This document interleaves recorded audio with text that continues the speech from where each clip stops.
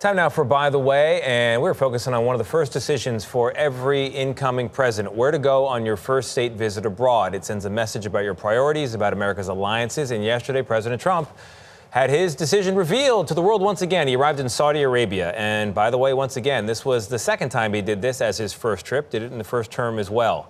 The president has been very active since arriving there, announcing some key pieces of business, a $142 billion arms deal with the Saudi government. And he also announced an end to sanctions on Syria before he met with that country's new leader. Also controversy, though, trailing the president to the Middle East, in particular about this gift from Qatar, a $400 million luxury jet that he wants to use as Air Force One.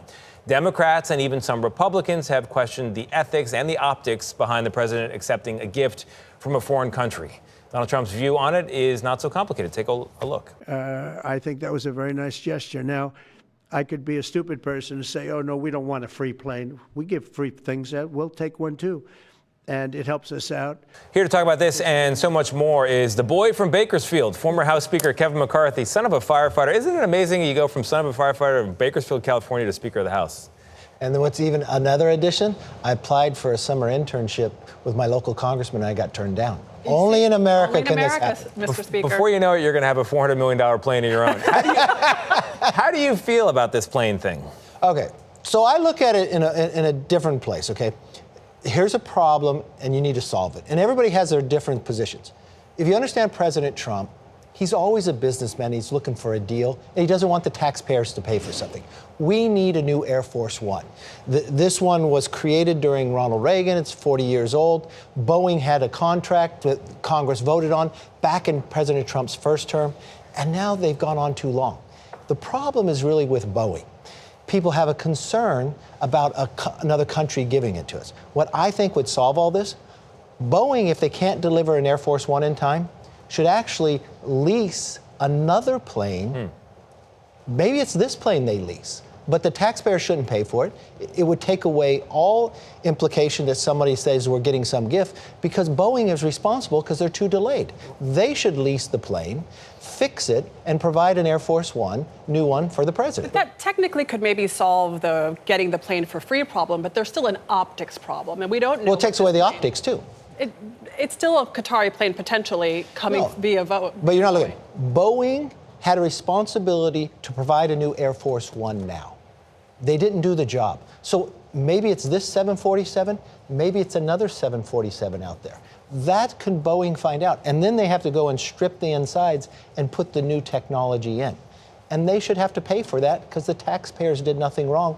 Boeing is the one that's delayed all this. So the Middle East, that's where he's going on his first trip. I know that there are foreign policy reasons for him to do so, but Democrats in particular, and then also the business press, raising questions about the optics of this trip as well. In particular, what the Financial Times calls gargantuan self-dealing. There's buildings, golf courses, there's investments from different funds, all going to the Trump family or people connected to the Trump family.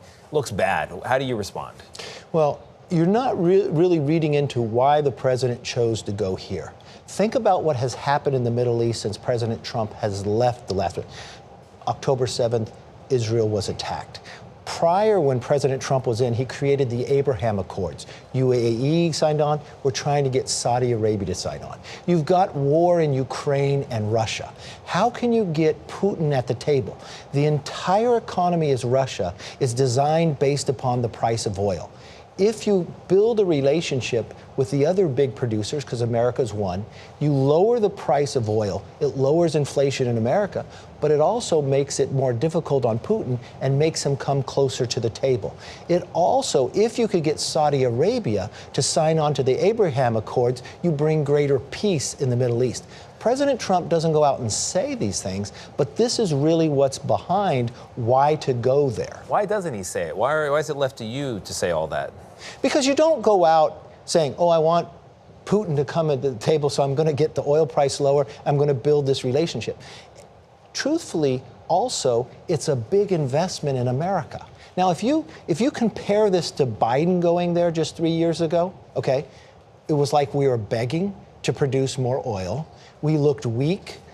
The Crown Prince didn't meet at the point, and it created the Middle East that America was stepping out. And then what happened? China came into the Middle East and put Saudi Arabia together with Iran. That made America off the table, look like our leadership was weaker. And so instead of criticizing President Trump, oh, you went to Saudi Arabia first think of the implications of where the world currently stands. It puts America at a stronger standing. We're going to walk away with more investment, not just in our military equipment, but also in our businesses. And who's there with the president? The top CEOs in our country. And every other leader in the world would love to have NVIDIA. They'd love to have Elon Musk. They'd love to have Microsoft. And that shows America united. That actually calms the world to be in a better place. Speaking of the current state of the world, and many people are not calm. There's tremendous uncertainty, especially fueled by the tariffs. There have been inroads made with China, with lowering tariffs, at least temporarily, but the volatility has been really unprecedented. Has more damage been done than should be in terms of the president's approach to tariffs? You can never answer that question until what the final outcome is. Now, this has been building for decades, and it all stems from after World War II. America came out stronger than everybody else. So what we did is we provided every other country to come into our markets and sell their products. And we accepted not going all of our products into other countries because they need to rebuild. But that was how many decades ago? And what's happened, even though we have trade agreements, and I'm a free trader, like we have a free trade agreement with Korea, but they still make it very difficult, even in the trade agreement, that we can sell our products there, right? So this disruption, I think, had to happen. Otherwise, they'd never come to the table. The thing you have to understand about President Trump, when he's always believed in tariffs, okay, long before he ever ran. But when he says 10%, it's going to go in. When he says 25, it's a negotiation. And really, China, we need to have a negotiation, but we need to be stronger. Signing on with the UK because of Brexit was very smart because it puts Europe in a position they should open their markets up to us too. They're our close allies, but they still don't treat us economically right. Mr. Speaker, it's great having you here. Your perspective is really valuable.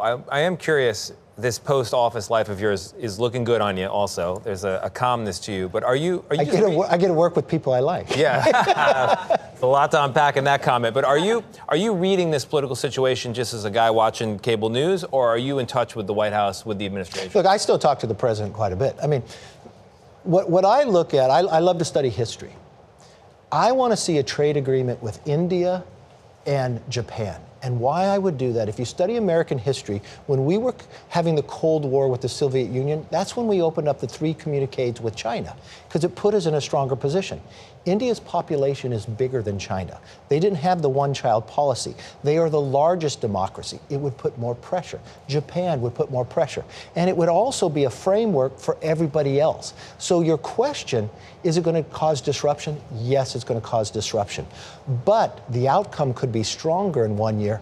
And what you watched with President Trump, he didn't take this past 60 days. So if you order a new product for China, it takes about 60 days to get it onto the shelf. So you had disruption to bring them to the table. All right, we'll see how it all shakes out. Speaker McCarthy, thank you so much.